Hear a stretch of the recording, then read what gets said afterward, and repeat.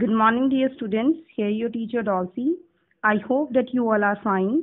So, as you know कि हमारा जो चैप्टर था that is acid, base and salt that is almost complete होने वाला है. आज हम उसके दो important topic study करेंगे. First one is 2.3.1 जिसमें हम discuss करेंगे the importance of pH in our daily life. मतलब कौन कौन से हमारी लाइफ के ऐसे इवेंट्स हैं जहाँ पे हमारी लाइफ में एसिडिटी रोल प्ले करती है. The first one is the importance of pH in the life of plants and animals. कहते हैं as you know हमारी जो लाइफ है वहाँ पे कुछ स्पेसिफिक वैल्यूज हैं pH की that is from 7 to 7.8. इसी pH रेंज पे हमारी जनरल जो बॉडी एक्टिविटीज हैं वो हम एग्जिबिट करते हैं. But the pH of rainwater when it becomes lesser than that of 6 due to sulfuric acid and nitric acid present in the atmosphere. If the pH of that rainwater it becomes 5.6, that rain is said to be the acid rain. And as you know, वही जो rain वाला पानी है वो आपके reverse में flow करेगा, आपके घर में आएगा, and it become difficulty in survival of your and in aquatic life. मतलब उस लो pH वाले पानी की वजह से आपके मार्बल्स करोड़ हो जाते हैं, जो प्लांट की लीव्स हैं वहाँ पे डीकलराइजेशन होनी शुरू हो जाती है, जो एक्वेटिक एनिमल्स हैं वो लो पीएच की वजह से डेथ होनी उनकी स्टार्ट हो जाती है. And as well and many other factors are there कि पीएच हमारी लाइफ में बहुत इंपॉर्टेंट रोल क्या करती है, प्ले करती है. Next, what is the role of pH of soil in our body. So as you know कि हमारे लिए that India is an agriculture based country है. हमारी जो मोस्ट ऑफ द अर्निंग्स हैं, हमारी लाइफ हैबिट्स हैं, वो किस पे डिपेंड करती हैं, एग्रीकल्चर पे. और उसी एग्रीकल्चर के लिए हमें अच्छी वैल्यू की क्या चाहिए, सॉइल चाहिए. मतलब उस सॉइल की पीएच क्या चाहिए, स्पेसिफिक चाहिए. It should not be too lower, it should not be too higher. हमारी सॉइल एसिडिक भी नहीं होनी चाहिए, बेसिक भी नहीं होनी चाहिए. हर एक प्लांट की एक स्पेसिफिक पीएच वैल्यू है, मतलब सॉइल की पीएच वैल्यू ने रिक्वायर्ड होती है. उसी पीएच वैल्यू पे आपके प्लांट्स क्या करते हैं, ग्रो करते हैं. In any of the condition अगर आपकी सॉइल की पीएच अल्टर हो जाए तो उस कंडीशन में आपके प्लांट ग्रो नहीं कर पाते. सो दैट्स वाई यूजली आपने देखा होगा कि when ever your soil is acidic in nature तो आप उसमें ना वो कैल्शियम कार्बोनेट डाल देते हो to maintain the growth of the plant. तो इस वजह से हमारे लिए जो सॉइल की पीएच है वो एक बहुत मेजर फैक्टर है in the field of agriculture. PH in our digestive system. Next जो सबसे इम्पोर्टेंट वैल्यू है वो पीएच की हमारे डाइजेस्टिव सिस्टम में है, क्योंकि हमें पता है कि हमारी जो डाइजेशन होती है that occurs with the help of enzyme. और हर एक एंजाइम के वर्क के लिए एक स्पेसिफिक पीएच क्या होती है, चाहिए होती है. फॉर एग्जाम्पल सलाइवा काम करता है स्लाइटली बेसिक कंडीशन में, जिसमें सलाइवरी एमाइलेज होता है. जो आपका HCl है पेट में, पेप्सिन जिसकी प्रेजेंस में काम करता है, तो पेप्सिन को कौन सी कंडीशन चाहिए रजे, एसिडिक कंडीशन चाहिए. ऐसे ही आपकी जो लार्ज इंटेस्टिन है, स्मॉल इंटेस्टिन है, वहां पे आपको कौन सी कंडीशन चाहिए, पेनक्रियाटिक जूस के लिए बेसिक कंडीशन चाहिए, अल्कलिन कंडीशन चाहिए. तो in this way it is very necessary for us to maintain a proper pH. अगर ज्यादा हो जाएगी तो भी प्रॉब्लम और कम हो जाएगी तो भी problem. Some time you eat excessive food due to over eating, या फिर आपने खाना खाया ही नहीं और आप खाली पेट हो. दोनों ही कंडीशन में क्या हो जाती है, एसिडिटी हो जाती है. वो एसिडिटी क्यों हो जाती है, क्योंकि आपके जो स्टमक की पीएच है वो एक्सपेक्टेड से भी ज्यादा क्या हो जाती है, लो हो जाती है. इन दैट कंडीशन, उस कंडीशन को हम क्या बोलते हैं, बर्निंग सेंसेशन होती है पेट में, पेन होता है, ठीक है. और in this kind of symptom appear at the time of acidity. तो उनके लिए क्या है, एक रेमेडी सजेस्ट की गई है, उसे हम बोलते हैं मिल्क ऑफ मैग्नीशिया. मतलब थोड़ा सा वो बेसिक होता है इन नेचर. तो उसका फॉर्मूला क्या है, MgOH2, magnesium hydroxide. Next come to the role of pH in the tooth decay. आपको अच्छे से पता है रजे, जो हमारे दांत है ना उन्हें भी एक स्पेसिफिक, हमारी माउथ की एक स्पेसिफिक पीएच वैल्यू होती है. अगर हमारे माउथ की जो पीएच वैल्यू है वो 5.5 या उससे कम हो जाए तो हमारे टूथ का जो इनामल है वो डिजोल्व होना स्टार्ट हो जाता है. क्यों होता है रजे, एसिडिटी हमारे माउथ में क्यों जनरेट होती है, whenever we eat food. तो उस शुगरी फूड पे हम मुंह बंद कर लेते हैं जब हम रात को सोते हैं, तो वहां पे क्या जनरेट हो जाते हैं, बैक्टीरिया रिलीज हो जाते हैं. और डेफिनेटली उस खाने पे, उस शुगरी फूड पे फीड करेंगे जब बैक्टीरिया, तो वो क्या प्रोड्यूस करते हैं, एसिड. वही एसिड आपके इनेमल को क्रोड करता है. उस कंडीशन को हम क्या बोलते हैं, कैविटी.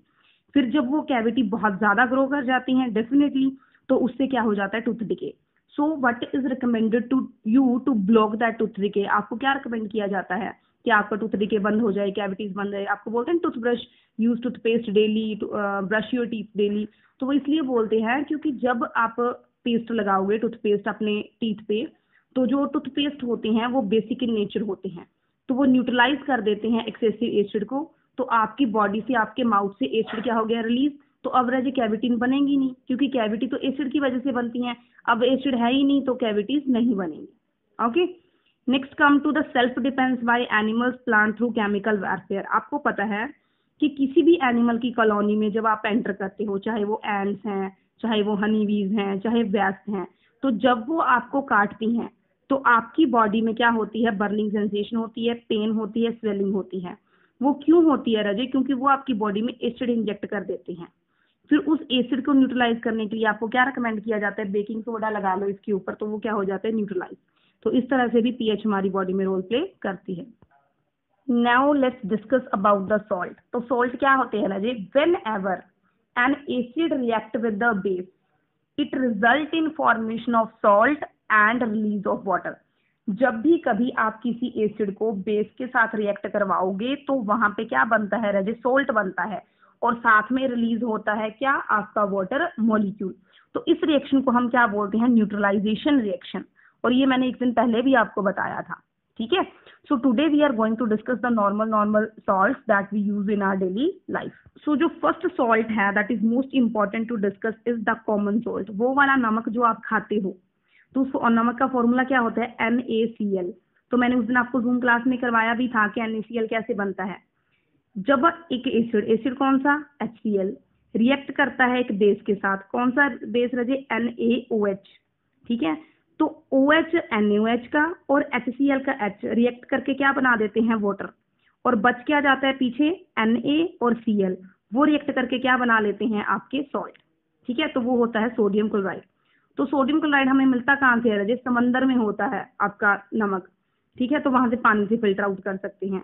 एज वेल एज जो ब्राउन सोल्ट होता है वो इम्प्योरिटीज की वजह से होता है, मतलब उसमें कुछ इम्प्योरिटीज होती हैं, और वो जो ब्राउन सोल्ट है वो उसे हम क्या बोलते हैं, द रॉक सोल्ट बोलते हैं, ठीक है, क्योंकि वो रॉक्स की फॉर्म में देखने को मिलता है, ठीक है। तो रॉक सोल्ट को हम कैसे निकालते हैं, जैसे कोयला नहीं निकालते माइन करके खदानों से, वैसे ही हमें रॉक सोल्ट मिलता है।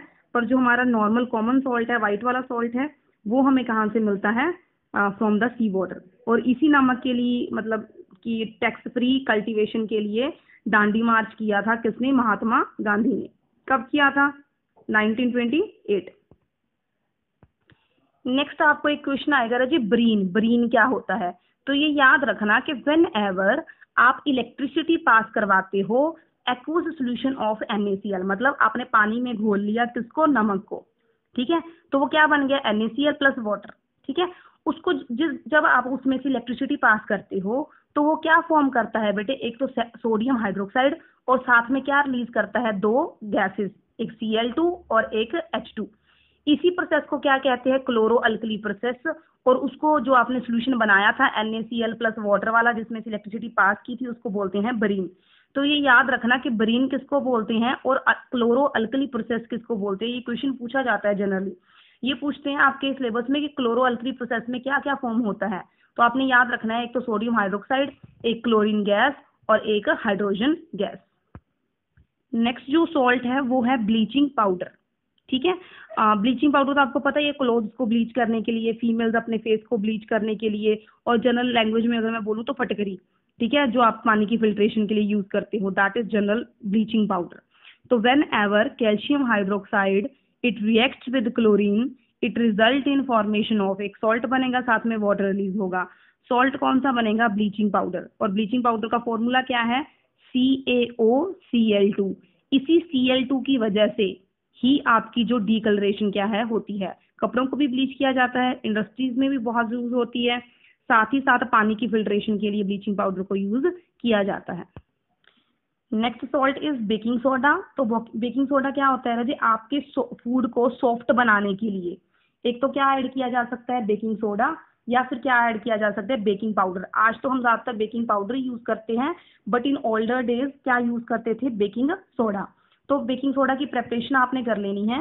When ever NaCl, water, carbon dioxide and ammonia जब ये रिएक्ट करते हैं तो ये क्या बनाते हैं, अमोनियम क्लोराइड, और साथ में क्या फॉर्म होता है, सोडियम हाइड्रोजन कार्बोनेट। फिर जब आप उस सोडियम हाइड्रोजन कार्बोनेट को हीट करते हो तो प्रोड्यूस होता है क्या, सोडियम बाइकार्बोनेट और वाटर और CO2। यही जो आपका प्रोसेस है, सोडियम हाइड्रोजन कार्बोनेट जो बनता है, यही यूज होता है एज अ बेकिंग सॉल्ट। ठीक है। फिर उस सोडियम हाइड्रोजन कार्बोनेट को जब हम ऐड करते हैं इसमें किसको, टार्टरिक एसिड को, जो आपको इमली से मिलता है वो वाला एसिड। जब आप ऐड कर देते हो सोडियम हाइड्रोजन कार्बोनेट में टार्टरिक एसिड, तो वो क्या बन जाता है, बेकिंग पाउडर। अब आपको पता है सोडियम हाइड्रोजन कार्बोनेट तो क्या है, बेस है, तो वो थोड़ा सा कड़वा होगा। और आप बेकिंग पाउडर कभी खाकर देखना, वो इतना कड़वा नहीं होता, वो थोड़ा सा टेस्टलेस सा होता है। क्यों, क्योंकि उसमें हमने ऐड कर दिया है किसको, एसिड को। जब आपने बना लिया आपके बेकिंग सोडा को, उसी बेकिंग सोडा से रजे बनाया जाता है किसको, वॉशिंग सोडा को, आपके डिटर्जेंट को। तो कुछ नहीं होता, जो आपको ऊपर वाली रिएक्शन में बना था ना Na2CO3, इसकी रिएक्शन करवा देते हैं बहुत से वाटर मॉलिक्यूल के साथ, मतलब वाटर में डाल देते हैं। तो उसकी वजह से जो वाटर है ना वो क्रिस्टल बना लेता है, मतलब एसोसिएट कर जाता है डॉट की फॉर्म में। और आप कभी भी डिटर्जेंट को हाथ लगाकर देखना, उसमें ऐसा नहीं होता कि मतलब मॉइस्चर ना हो, ड्राई हो, ड्राई नहीं होता, हमेशा मॉइस्चर क्या होता है, प्रेजेंट होता है। तो मॉइस्चर की प्रेजेंस का रीजन क्या है, यही कि उसमें क्या होती है, वाटर प्रेजेंट होता है इन द केमिकल फॉर्मूला।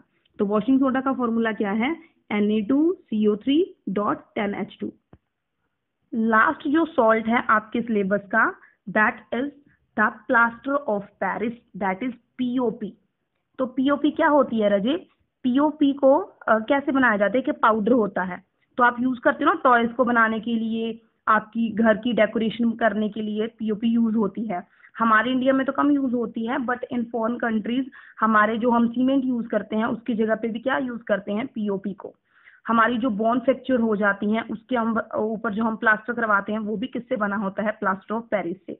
तो प्लास्टर ऑफ पेरिस का फॉर्मूला क्या है, calcium hydroxide dot half H2O, मतलब बहुत कम अमाउंट में क्या प्रेजेंट होता है, वाटर। फिर उसको उसमें हम जब पानी डालते हैं तो वो क्या बना लेता है, calcium sulphate plus 2 molecules of water, तो वो क्या बन जाता है, जिप्सम। तो उस जिप्सम को जब हम वो वापस से पानी लॉस कर देता है तो वापस से क्या बन जाता है, प्लास्टर ऑफ पेरिस।